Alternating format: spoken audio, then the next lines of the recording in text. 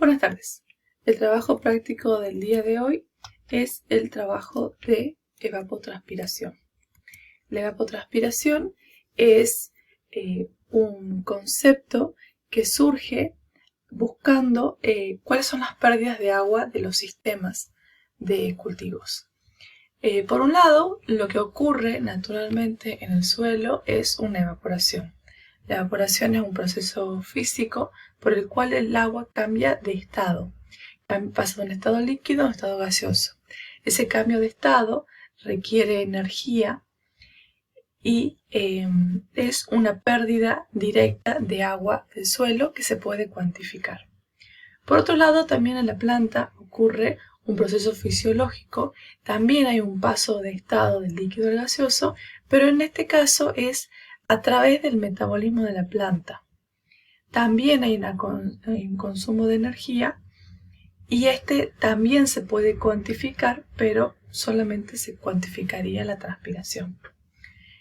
Como no se puede medir separadamente estos dos elementos y llegar a determinar una pérdida del sistema en total, es que un investigador norteamericano introduce el concepto de evapotranspiración. Este concepto combina los dos procesos, el físico y el biológico, y llega así a estimar y determinar y medir la cantidad de agua que se pierde en conjunto de todo el sistema que nos interesa como agrónomos.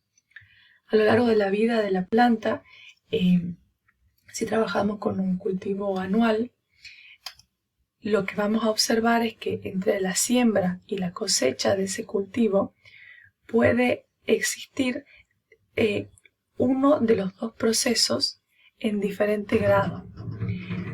Imaginémonos en una siembra de maíz, la planta que apenas está germinando, que tiene recién sus primeros cotiledones, sus primeras hojas, y lo rodea un gran espacio de suelo desnudo que recibe energía del sol.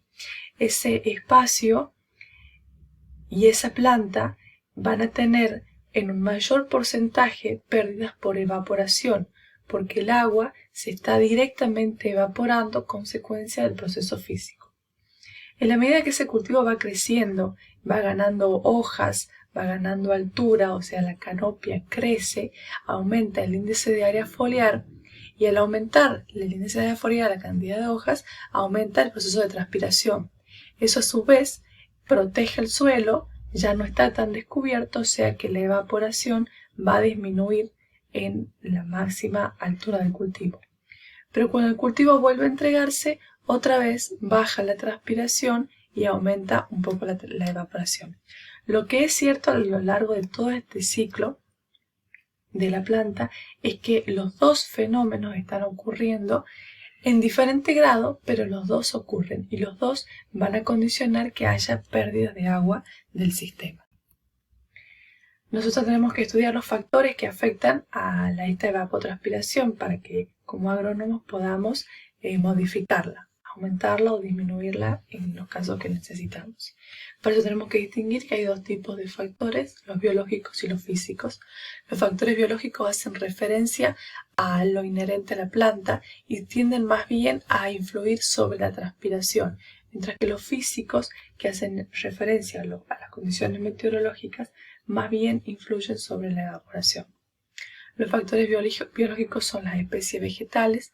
Sabemos que las diferentes especies, según su origen, tienen diferentes estructuras que van a modificar en su morfología para aumentar o disminuir esas pérdidas de agua.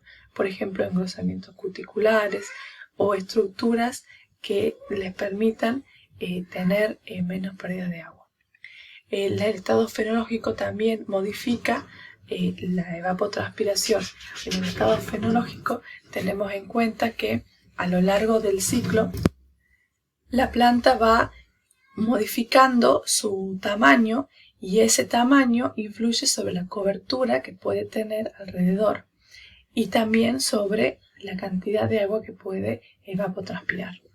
El estado sanitario de la planta es muy importante también determinando la evapotranspiración, porque una planta sana va a ser capaz de perder en menos intensidad del agua, mientras que una planta enferma que tiene que derivar su energía a restituir los órganos que se hayan dañado por cualquier adversidad sanitaria que esté sufriendo, esa planta al derivar la energía en restitución de órganos va a dejar de retener el agua y tiende a perderla por las hojas. Los factores físicos que influyen sobre la evapotranspiración son de los que hacen al suelo, son el contenido de humedad. En la medida que más agua haya en el suelo, es más fácil que se pierda por evapotranspiración. El tipo del suelo también influye en cuanto a su textura. Los suelos más bien arenosos tienden a perder más agua que los suelos arcillosos, que por tener cavidades más pequeñas tienden a retener el agua. Entre los factores físicos también están los factores que hacen al tiempo y el clima, o sea, los factores meteorológicos.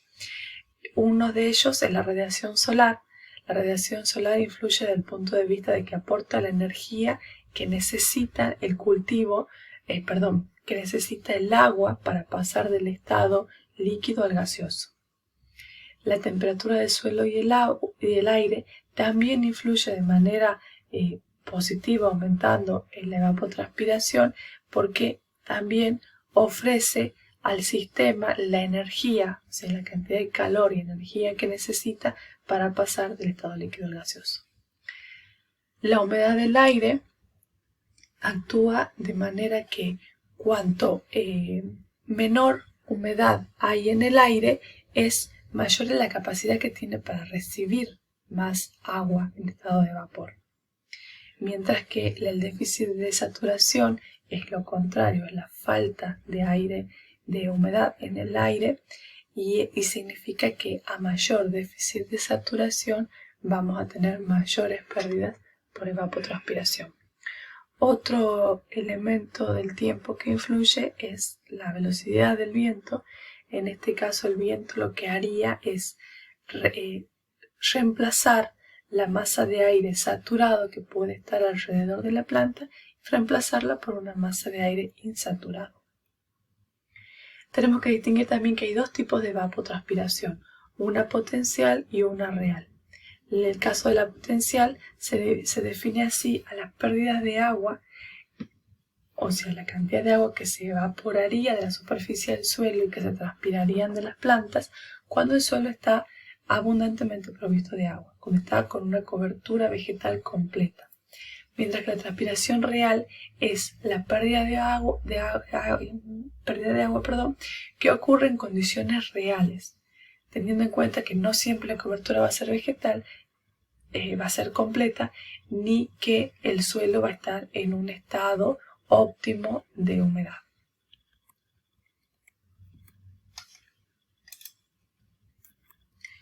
Hay otra evapotranspiración a conocer, que es la evapotranspiración de referencia. Esta lo que permite es comparar los diferentes valores de evapotranspiración que se pueden medir en diferentes localidades. Para eso se estandariza a un cultivo específico. En este caso se prefiere usar gramíneas o alfalfa, y a esas gramíneas mantenerlas con una altura uniforme y en su crecimiento activo hacer la medición, y además es importante que ese cultivo no esté con déficit hídrico para poder hacer la evaluación de la evapotranspiración. Las diferentes maneras que tenemos de conocer los valores de evapotranspiración potencial y real están en esta gráfica. A las dos tipos de evapotranspiración las podemos medir o estimar. La medición se puede hacer por un evapotranspirómetro de Sorway o por un lisímetro. Las estimaciones se pueden hacer por diferentes metodologías que diferentes autores han propuesto y que cada uno utiliza variables meteorológicas diferentes según lo que en cada localidad se pueda conseguir. tenemos la de Sorway, que es la que estamos viendo en el práctico del día de hoy. Podemos también definir la de Papadakis. Esta fue diseñada por un investigador argentino. Está la metodología de Penman-Monteith, que son las que usan las estaciones automáticas. Esta usa mucho más variables meteorológicas, por lo que suele ser más cercano a lo real, el valor estimado, y la metodología de Grassi y Christensen, que ustedes van a estudiar más adelante en la currícula de agronomía. La evapotranspiración real, por su parte, se puede medir también con un instrumental que es el mismo que se utilizaba en el caso de la evapotranspiración potencial, es el lisímetro, y también hay dos metodologías para estimarla. Blanet y Cridle, nosotros la vamos a ver como uso consultivo en los prácticos más adelante en el cursado, y Grassi y Christensen, que también lo van a ver en la currícula de agronomía. La medición directa, dijimos que se puede hacer por el evapotranspirómetro. Esta es una gran estructura que se coloca en los observatorios agrometeorológicos. Esta estructura consiste en un tanque de evaporación. Sobre ese tanque se coloca el cultivo, tratando de respetar los horizontes, y sobre ese cultivo se hace el manejo, se va a determinar la cantidad de agua que ingresa por precipitaciones y por riegos, y además el agua que drena, el agua que sale de este sistema. Se hace la diferencia para conocer el agua que se está perdiendo del sistema por evapotranspiración. Otro instrumental es el lisímetro. Este es más para usar en el campo, junto a la línea del cultivo. Se puede hacer abajo del terreno con plásticos o con cualquier estructura. Lo importante es saber bien cuánta agua ingresa al sistema por lluvia y cuánta agua sale del sistema por infiltración, para poder hacer una buena diferencia. En este caso, el lisímetro sirve para los dos tipos de evapotranspiración, ya sea la potencial, cuando consideramos las precipitaciones, solamente las precipitaciones, o la real, cuando es